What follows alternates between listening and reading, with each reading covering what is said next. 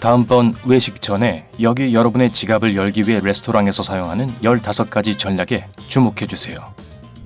지난번 외식 때 생각했던 것보다 훨씬 많은 금액을 결제했던 것이 기억나나요? 그런 일이 너무 자주 생기나요?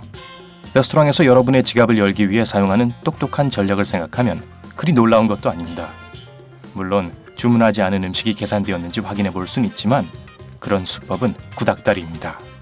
레스토랑이 요즘 사용하는 새롭고도 다소 교활한 전략을 알아보기 전에 구독하기 버튼을 눌러주시고 새 글 알림을 설정해 주시면 생활의 밝은 면을 항상 보실 수 있습니다. 1번. 신선한 과일 절약하기. 바텐더들은 보통 과일을 아껴 쓰곤 하는데 이는 과일이 부족한 탓이 아니라 단지 게으름 탓입니다. 예를 들어 신선한 과일을 짜서 음료를 만들 때 오렌지 3개가 필요합니다. 그런데 음료 한 컵 정량을 만들기에 60ml 정도가 부족할 때가 있습니다. 이 상황에서 바텐더들은 어떻게 해야 할까요? 그렇죠. 다른 오렌지 하나를 통째로 더 짜야죠. 문제는 그러지 않고 모자란 분량을 시중에 오렌지 주스를 부어 채운다는 겁니다. 시간을 아끼는 거죠. 2번. 레스토랑의 아늑한 자리. 거의 모든 레스토랑에서는 단골 손님을 위해 아늑하고 한적한 자리를 최대한 많이 두려고 합니다. 중앙자리, 구석자리. 편안한 자리에 앉으면 지출도 증가할 가능성이 높습니다. 더 많이 주문한다는 것이죠. 혼자 식사하는 손님의 편의를 위해 특히 커피숍에서 작은 라운드 테이블을 곳곳에 배치합니다. 3번. 메뉴판 순서 전략. 레스토랑에서 마케팅 전략을 잘 활용하면 월 매출을 상당히 올릴 수 있습니다. 예를 들어 과학적 근거가 있는 메뉴판 심리학이라는 것이 있습니다. 판매 및 마케팅 전문가인 알빈 시버그의 저서 메뉴판 디자인에 이 내용이 기술되어 있는데요. 소비자는 주로 메뉴판 중앙에 위치한 음식을 많이 선택합니다. 이런 이유로 다수의 요식업 주인들이 고가의 이윤이 많이 남는 음식을 이 자리에 넣습니다. 딩동댕! 가장 덜 비싼 음식은 메뉴판 하단 좌측에 작은 글씨로 적어놓고 여러분이 눈치채지도 찾지도 못하게 하는 거죠.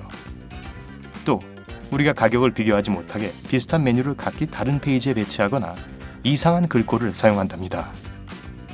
마지막으로 각종 디저트를 골고루 판매하기 위해 디저트는 재료나 중량에 관계없이 비슷한 가격으로 정책합니다. 4번.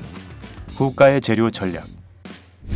전미 레스토랑 자문위원회장 데이비드 킨슐로에 따르면 대개의 경우 고객에게 제공되는 음식의 고가의 재료가 채소량만 포함되는데도 메뉴상에는 여전히 재료가 표기되어 있다고 합니다.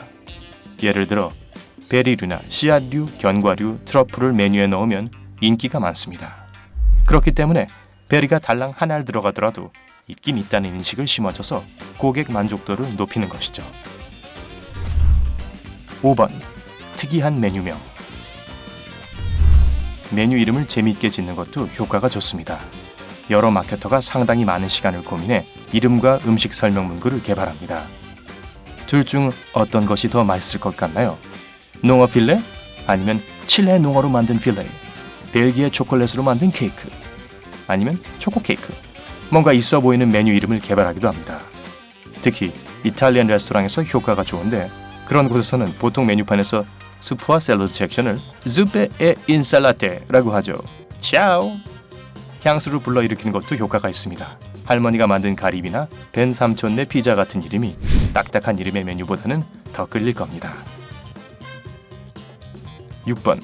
중량 감소 및 작은 접시. 여러분은 아마 레스토랑들이 음식의 양을 줄이기 시작한 것을 눈치채셨을 겁니다.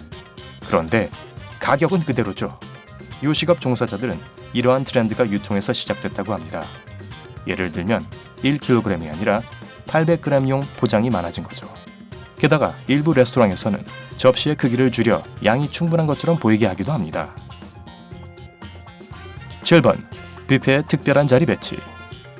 뷔페 레스토랑을 좋아하시나요? 여러분은 아마 음식을 직접 담아 먹는 그런 장소에서는 소비자를 속일 수 없다고 생각하시겠죠? 뷔페만의 전략도 있답니다. 가장 원가가 저렴한 빵이나 샐러드 등은 보통 뷔페 라인 초반에 배치되어 여러분이 먼저 그런 음식들로 접시를 가득 채우고 다른 값비싼 음식을 담을 자리는 없게 만드는 거죠. 현명하신 분이라면 고기를 먼저 담으세요. 18번. 음식 사진 제시, 가격은 미표시. 레스토랑 메뉴 전문가 그렉 랩에 따르면 음식의 사진 및 그림을 메뉴판에 넣으면 매출이 3배 증가하는데 단 이미지만 있어야 한다고 합니다. 일부 레스토랑 주인은 메뉴판에 가격 표시를 거의 하지 않습니다.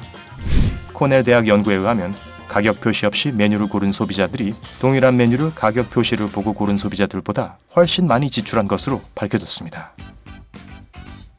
9번. 생선 먹는 월요일. 대부분의 레스토랑에서는 신선한 생선을 화요일과 목요일마다 주문해 옵니다. 따라서 월요일마다 생선 요리가 오늘의 특별 메뉴가 되곤 합니다. 유통기한 내에 팔아야 하니까요. 다양한 혜택이나 할인 행사가 진행되는 이유는 다 같습니다. 유통기한이 다 되어가기 때문에 다른 음식보다 먼저 조리되곤 하는 거죠. 10번. 서비스 스낵. 종업원이 주문을 받기 전부터 서비스 음식을 가져오면 기분이 굉장히 좋습니다. 그러나 올리브나 크래커, 칩이 주인의 친절함이라고 생각한다면 오산입니다. 서비스 스낵을 제공하는 진짜 이유는 목이 마르게 하려는 것입니다. 짭조름한 스낵을 집어먹고 나면 음료를 더 주문하고 싶어지기 마련이고 그곳 주인은 돈을 더 버는 것이죠. 11번. 유인 효과. 와인 메뉴를 보다 보면 대개의 경우가 가장 비싼 와인은 건너뜁니다. 그렇다고 가장 저렴한 것도 체면을 생각하면 싫습니다. 그래서 가장 흔히 두 번째로 비싼 와인을 선택합니다. 뉴스 속보입니다. 이러한 경향을 간파하고 레스토랑에서는 가장 비싼 옵션뿐만 아니라 두 번째로 비싼 와인도 가격을 상향 책정합니다. 그러니까 여러분은 돈을 아낀다고 생각하지만 사실 합당한 금액보다 더 많이 지불하는 것입니다. 12번. 엄선된 음악. 옥스퍼드 대학교의 실험주의 심리학자 찰스 스펜스는 음악이 음식을 동반할 경우 신체적으로 또 정서적으로 우리에게 더 많은 영향을 끼친다고 주장합니다. 고급 레스토랑은 클래식 음악을 선정함으로써 소비자들이 더 부유해진 느낌을 받아 더 많이 지출하도록 합니다. 뿐만 아니라 특정한 음식 전문 레스토랑에서는 그에 맞는 특정 클래식 음악을 틀어 최상의 환경을 조성할 수 있습니다.